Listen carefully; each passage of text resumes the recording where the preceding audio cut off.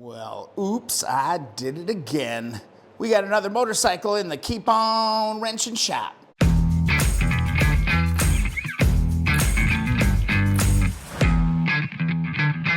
And I just returned from the pickup of the 1965 CB160. That's gonna serve as a parts bike for the current project. And who knows, maybe one day it'll turn into something all on its own. Let's take a look. The number one reason why I wanted to go pick up this bike is because this rear wheel actually looks to be in much better condition than the one I have. And I've got a little bit more meat on the bone there on that brake surface. It was real thin on the one I had, and that was getting me a little bit worried. Got a win here on the rear wheel. Front wheel, not so much. I think the original, the one right off the bike, is gonna serve me much, much better. Yikes. Another reason why I wanted this bike is that it does have an intact damper rod. If you remember, mine's totally cracked and broken. This one's in great shape. Also, you don't see these very often. This is that rear mud flap that comes off the back of the rear fender. It's missing the rubber piece, but I bet I could manufacture something. Just having that piece alone makes me happy. Now, this bike does not have a motor, no motor available, but surprisingly, it had a full set of carbs. Full set of carbs, got all the parts, and these things came apart really nice. I've got an extra set. Love it. You can never go wrong with having an intact and uncracked rear brake light.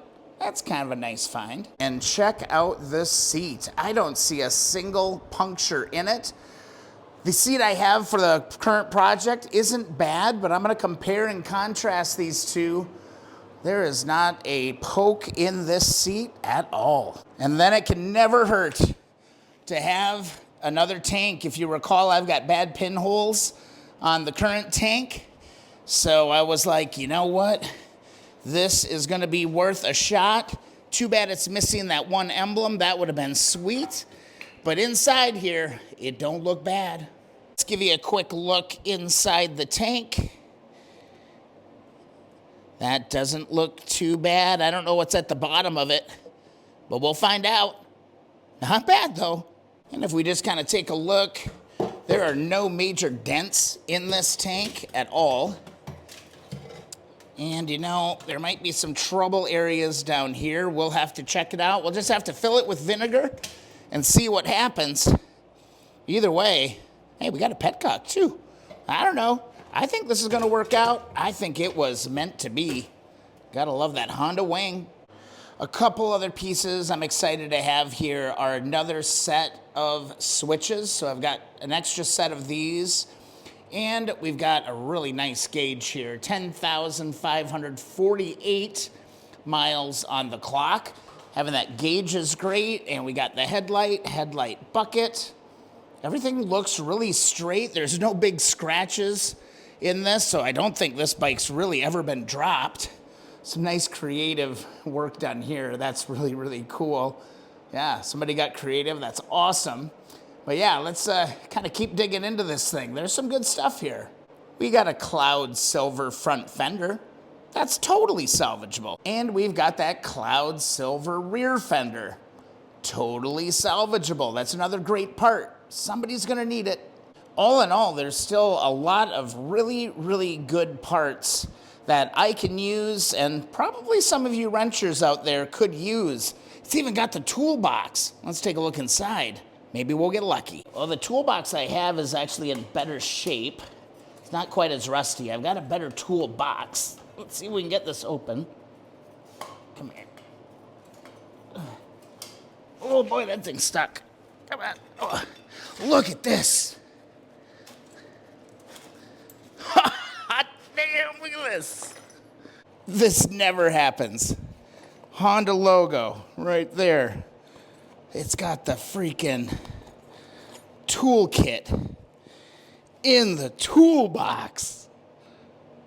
That is a score. That's a win all day long. That never happens. Tell me I'm wrong. This bike also solved a little bit of a mystery on this battery case. Mine did not have this little pin and bolt. So now I know exactly how that works. I'll be taking that for sure. Oh yeah, and I almost forgot. There's actually a set of mirrors on this. I think this will be a really good project for testing out some nickel plating. All in all, I'm gonna say that I did pretty good on this thing. That is a freaking win, that tool kit. We got the toolbox, we got the gas tank. I think we got a way better rear wheel than what we're working with now. We got an extra seat, a new set, or a fresh set of carbs to play with, the gauges, you name it. And hey, we got a frame as well. Some great parts on this bike. Not sure this one's gonna get rebuilt to a rider again. We'll see what happens. You never know. Just couldn't stop myself. Had to pick this one up off a marketplace. I think I did good. So what do you guys think? Worth it?